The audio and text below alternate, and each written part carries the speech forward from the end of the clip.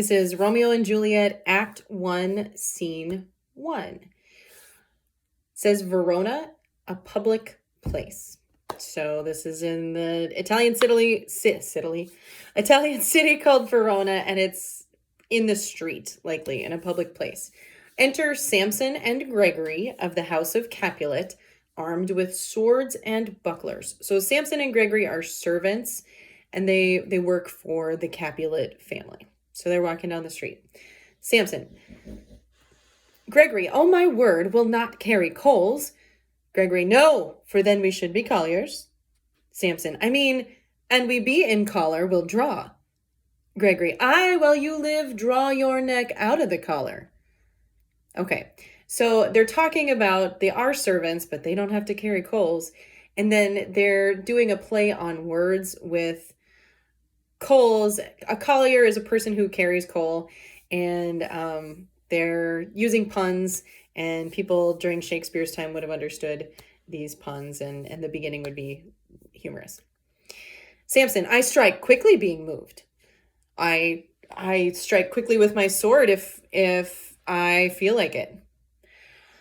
Gregory, but thou art not quickly moved to strike. Yeah, but you don't really get riled up enough to strike very often. Samson, a dog of the house of Montague moves me. If I saw Montague, I would be stirred to draw my sword.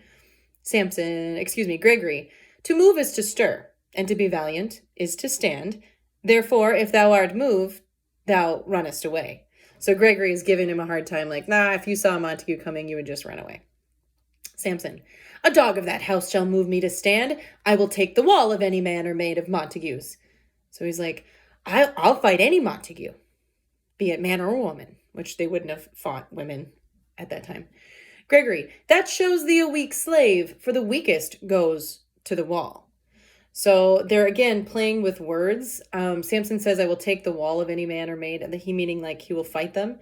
But also, during that time, when people would have to go to the bathroom in the middle of the night, they would have a chamber pot under their bed. And in the morning, to empty that chamber pot, they would dump it out the window. So people of the lowest social standing, when walking in the street, would walk closest to the wall because that would have been the most undesirable place to walk. So he's giving him a hard time, like, yeah, you're going to be the one walking through that mess. Samson, true, and therefore women, being the weaker vessels, come on, Samson, are ever thrust to the wall. Therefore I will push Montague's men from the wall and thrust his maids to the wall. So he's being inappropriate right now, talking about what he's going to do to the Montague women. Gregory, the quarrel is between our masters and us, their men. Like, leave the ladies out of this one. Samson, 'tis all one. I will show myself a tyrant when I have fought with the men. I will be cruel with the maids and cut off their heads. So Samson's all talk here. Gregory, the heads of the maids? Samson, aye, the heads of the maids or their maiden heads. Take it in what sense thou wilt. The term maidenhead would refer to one's virginity. So Samson is being really crass in this particular instance, and he's saying, well, I would take the maidenheads or the virginity of the Montague women. Gregory, they must take it in sense that feel it. Samson, me they shall feel while I am able to stand, and 'tis known I am a pretty piece of flesh. So he's talking about, like, I'm a good lover, which doesn't really relate to what he was talking about. But Gregory says, 'tis well thou art not fish. If thou hadst been poor John. Draw thy tool. Here comes two of the house of Montagues. So he's giving him a hard time again, and then they see two people from the Montague side of things, and they're like, get your swords ready. Samson, my naked weapon is out. Quarrel, I will back thee. So again, a double entendre. His naked weapon is not only his sword that's not in the sheath, but he's also making a joke about what he was just talking about with the women of the Montague house and their virginity. I'll let you draw your own conclusions there. Samson, fear me not. Gregory, no, Mary, I fear thee. Samson, let us take the law of our sides. Let them begin. So they're acting all tough. And then the closer these people from the Montague house get, the more they're like, we'll just let them start this. Gregory, I will frown as I pass by and let them take it as they list. Samson, nay, as they dare. I will bite my thumb at them, which is a disgrace to them if they bear it. So Samson's like, I'm going to mean mug him. I'm going to walk by and I'm going to give him a dirty look. We'll start it. And Samson says, nah, I'm going to bite my thumb at them, which would have been the Shakespearean time equivalent of flipping them off. So Samson is going to walk by and bite his thumb, which is the same thing as giving the middle finger in modern American times, and that's their plan. Enter Abraham and Balthasar. Abraham and Balthasar are servants from the Montague family, from Romeo's family, and they would be probably of the same standing as Samson and Gregory. So none of these four people are members of the families, but they work for them. They're servants. Abraham says, do you bite your thumb at us, sir? Samson, I do bite my thumb, sir. Abraham, do you bite your thumb at us, sir? So he does this, Samson does this, and Abraham's like, did you just flip me off? Did you just bite your thumb at me? And Samson's like, I was waving my middle finger in the air, or the equivalent. And Abraham asks again, but are you doing it to us? Samson, aside to Gregory, is the law of our side if I say I? Gregory, no. So Samson is like, is the law on our side if I say, yeah, I did flip you off? And Gregory's like, no. Samson, no, sir, I do not bite my thumb at you, sir, but I bite my thumb, sir. No, I didn't flip you off. I'm just walking by with my middle finger in the air. Well, really, it would be like biting his thumb, obviously. So he's trying to play it off like, no, I'm not doing that to you. I'm just doing it. Gregory, do you quarrel, sir? Abraham, quarrel, sir? No, sir. Samson, if you do, sir, I am for you. I serve as good a man as you. So they're asking, do you want to fight? Fight? No, I don't want to fight. Well, if you do, I'm just as good as you are at fighting. So then Abraham says, no, better. You're not any better than me. Samson, well, sir. Gregory, say better. Here comes one of my master's kinsmen. Samson, yes, better, sir. Abraham, you lie.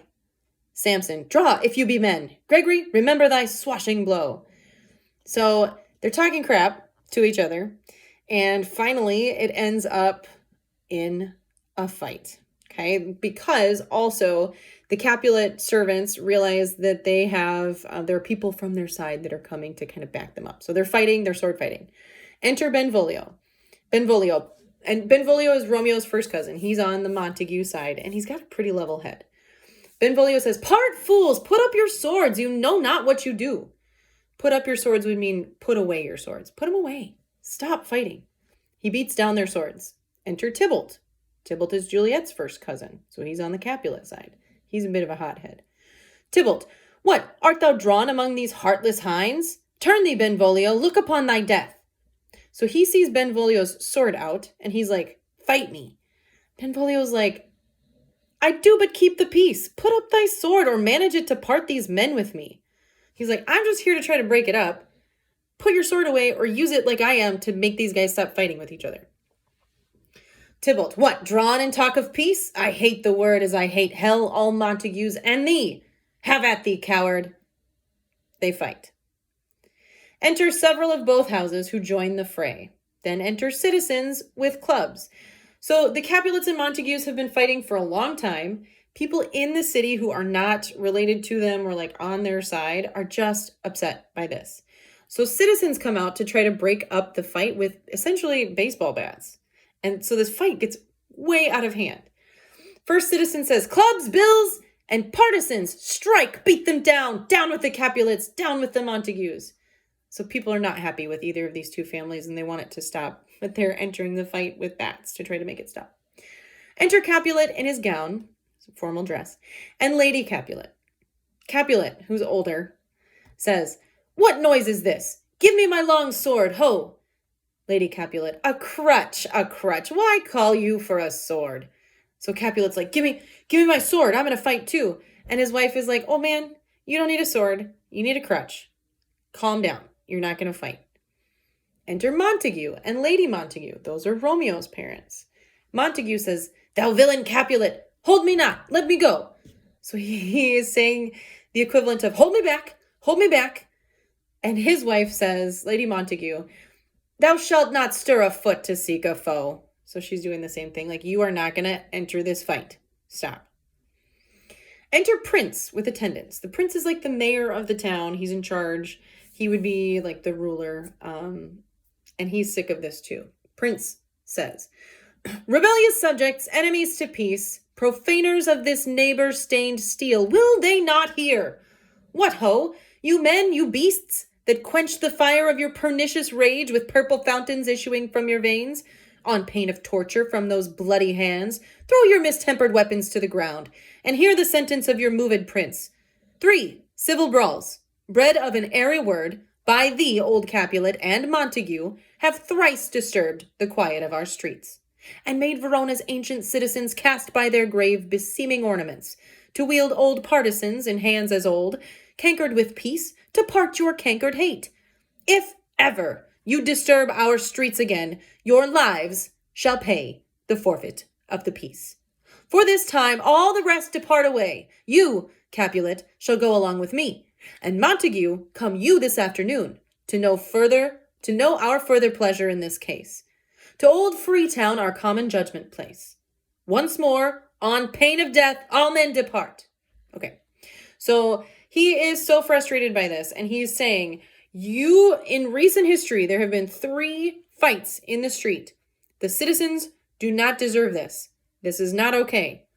If there is another fight between your families, you will pay with your lives. You're going to die. I'm going to make it happen. So then he says, Capulet, come down to the cop shop with me right now. We're going to have a conversation. Montague, you're coming this afternoon, and we're going to figure this all out. Everybody else, get out of here or I'll kill you. Exit all but Montague, Lady Montague, and Benvolio. Montague and Lady Montague, Romeo's parents, would be Benvolio's uncle.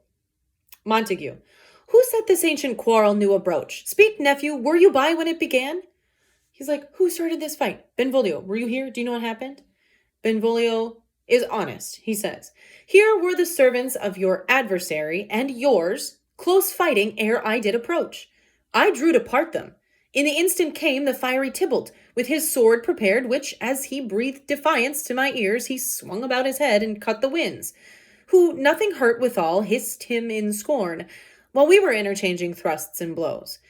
Came more and fought on part and part, till the prince came, who parted either part.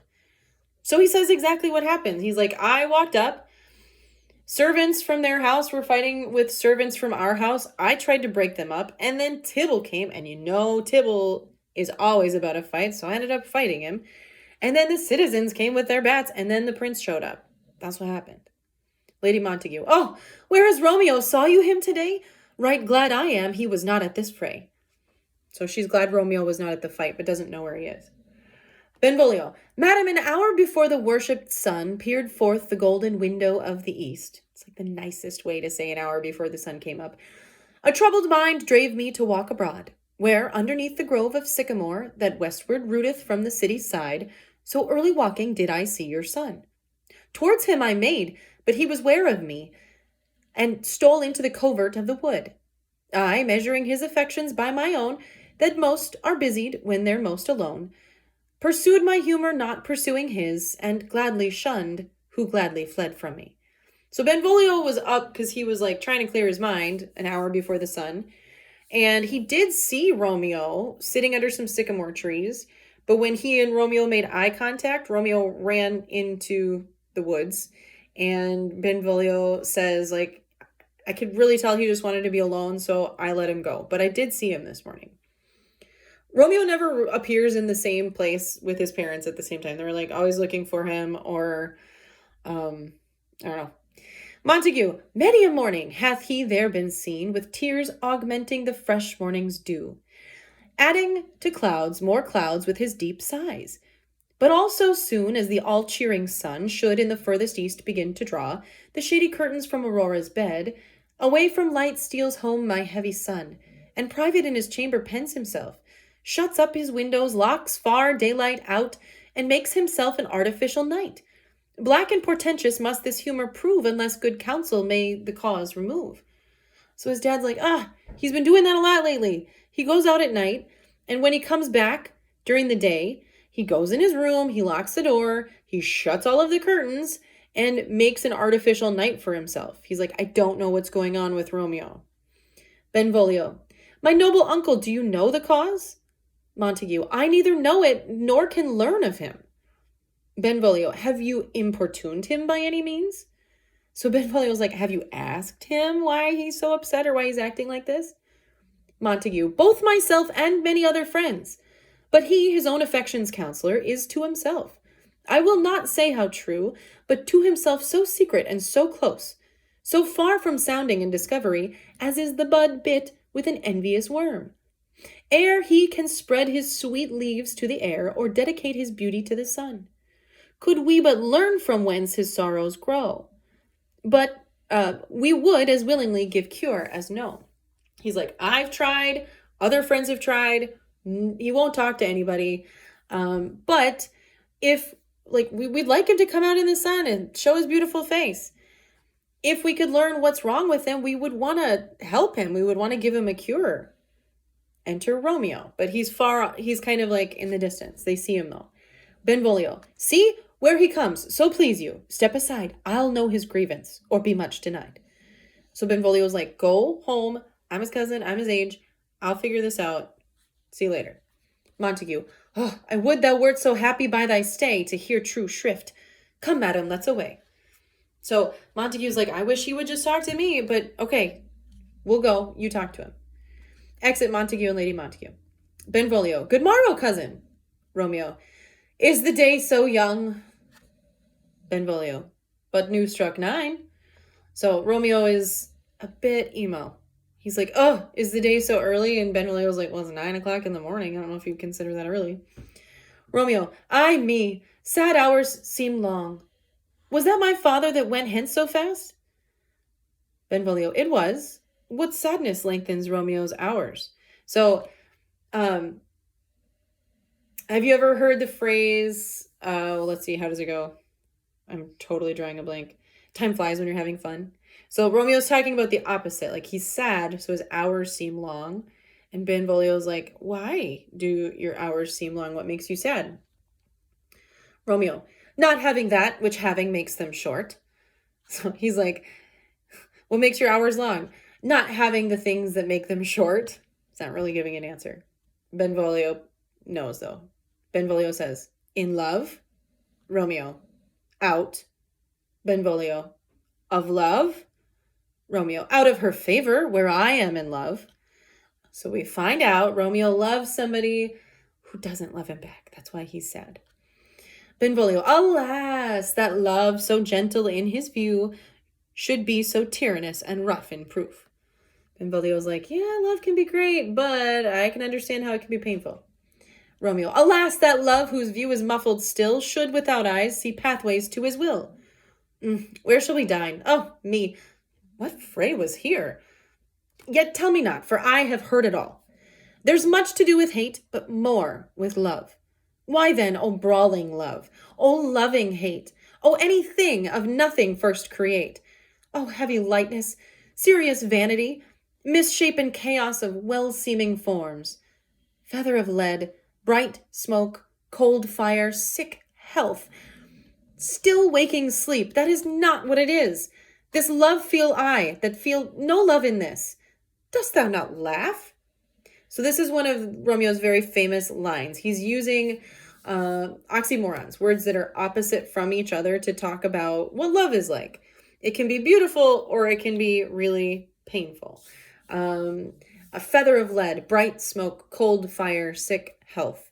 And he's using that to describe feelings of love. And so Benvolio starts laughing at him, and Romeo's like, why are you laughing at me? Benvolio says, no, 'cause I rather weep. Benvolio's like, no, I'd rather cry for you. And he's kind of being sarcastic. Romeo, good heart at what? Benvolio, at thy good heart's oppression. Romeo, why, such is love's transgression. Griefs of mine own lie heavy in my breast, which thou wilt propagate, to have it pressed with more of thine. This love that thou hast shown doth add more grief to much of mine own. Love is a smoke raised with the fume of sighs, being purged, a fire sparkling in lovers' eyes, being vexed, a sea nourished with lovers' tears. What is it else? A madness most discreet, a choking gall and a preserving sweet. Farewell, my coz. So Romeo continues to go on about what love is like. And he's like, it can be really, really great, like a fire sparkling in lovers' eyes, or it can be a sea that has been created from lovers' tears. And he's still frustrated with Benvolio, so he's like, whatever, dude, I'm leaving. Benvolio says, soft, wait.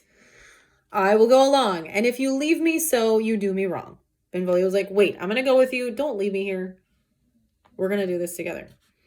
Romeo, tut, I have lost myself. I am not here. This is not Romeo. He's some other where. Romeo's like, I'm just not myself right now. Benvolio, tell me in sadness, who is it? Who is that you love?